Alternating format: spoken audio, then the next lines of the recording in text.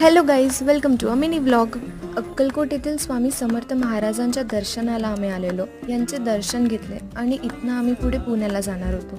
So पुण्यासाठी वेळेवर ट्रेनचे तिकीट्स तर अवेलेबल नव्हते. मग वेळेवर कम्फर्टेबल आणि लक्झुरियस जर्नी कुठे मिळणार? चडसनकर ट्रॅव्हल्स बुक केलेली. ट्रॅव्हल्सचे बेड एकदम कम्फर्टेबल होते विथ एक्स्ट्रा लेगरूम आणि फोन ठेवायसाठी सेपरेट पॉकेटसुद्धा अवेलेबल होतं. इथे प्रॉपर क्लीननेस आणि हायजीन मेंटेन्ड होती. यांचे ड्रायव्हर्स फुल्ली ट्रेंड होते.